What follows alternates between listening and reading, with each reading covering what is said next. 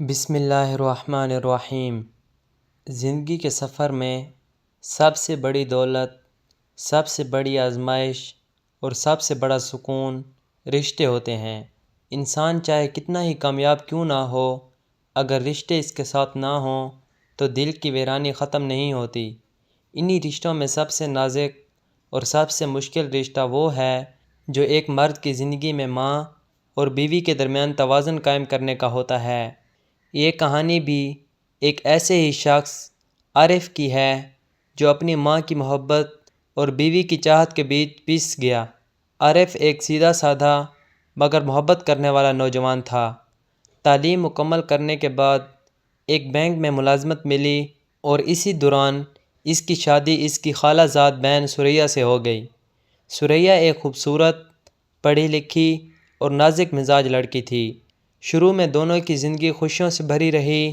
ہنسی، مذاق، چھوٹے چھوٹے سفر اور ایک دوسرے کے لیے وقت نکالنا، یہ سب ان کی زندگی کا حصہ تھا۔ مگر وقت گزرتے گزرتے ایک مسئلہ جنم لینے لگا۔ ثریا اکثر عارف سے شکوہ کرتی، عارف، تمہاری ماں ہر وقت تمہیں قابو میں رکھتی ہیں، تمہیں میری باتوں کی کوئی پرواہ نہیں، کبھی سوچا ہے میرا دل کتنا دکھتا ہے؟ عارف، جو اپنی ماں کا بے حد فرما بردار تھا، خاموشی سے سن لیتا۔ وہ دل ہی دل میں چاہتا تھا کہ دونوں کے درمیان کبھی بھی کشیدگی نہ ہو، مگر یہ اتنا آسان نہ تھا۔ ادھر ماں کو بھی شکایت تھی۔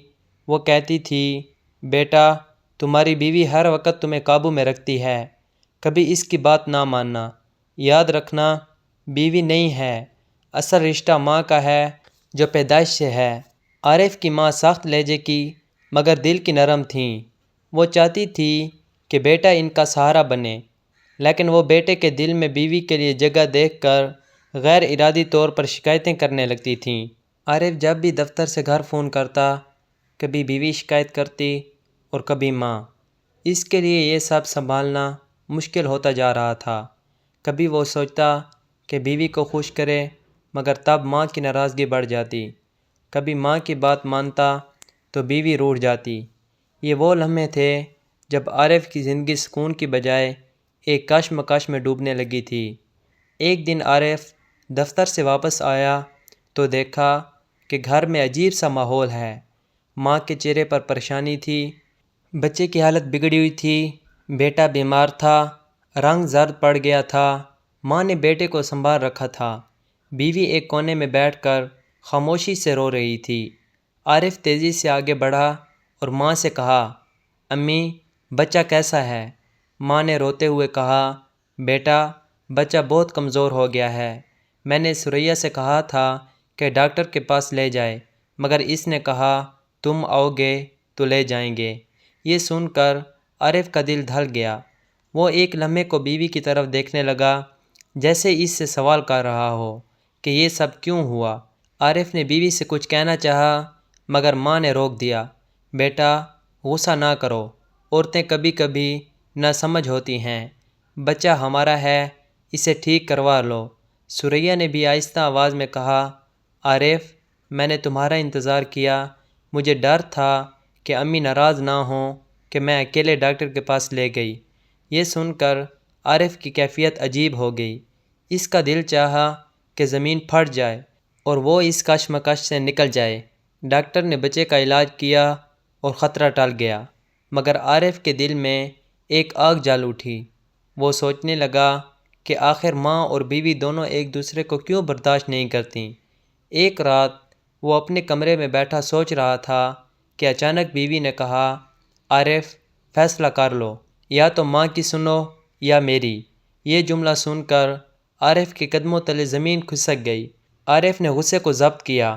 وہ جانتا تھا کہ اگر اس نے بیوی کو برا بھلا کہا تو وہ مزید بگڑ جائے گی، اگر ماں کو کچھ کہا تو ان کا دل ٹوٹ جائے گا۔ اس نے چپ رہنے میں ہی عافیت جانی۔ ماں نے اشارہ کیا جیسے کہہ رہی ہوں کہ بیٹے کو کچھ نہ کہو۔ عارف نے بیوی کو سینے سے لگا لیا اور آہستہ کہا، ثریا، ماں کو سمجھو، وہ بوڑھی ہیں، ضدی ہیں، لیکن دل سے ہم دونوں سے محبت کرتی ہیں۔ وقت گزرتا گیا۔ ثریا آہستہ آہستہ سمجھنے لگی کہ عارف کی خوشی ماں کے ساتھ ہے، اس نے اپنی ضد چھوڑنی شروع کی۔ ماں نے بھی جب دیکھا کہ ثریا بدل رہی ہے تو ان کے دل کی کڑواہٹ کم ہو گئی۔ عارف کی دعا رنگ لائی، دونوں کے دل نرم پڑنے لگے۔ سبق: اس کہانی کا اصل سبق یہ ہے کہ ماں اور بیوی کے درمیان انصاف، صبر اور برداشت ہی وہ راستہ ہے جو سکون کی طرف لے جاتا ہے۔ اگر مرد عقل اور محبت سے فیصلہ کرے تو دونوں رشتے خوش رہ سکتے ہیں۔ آخری پیغام: بیوی زندگی کا سکون ہے، ماں جنت کا دروازہ۔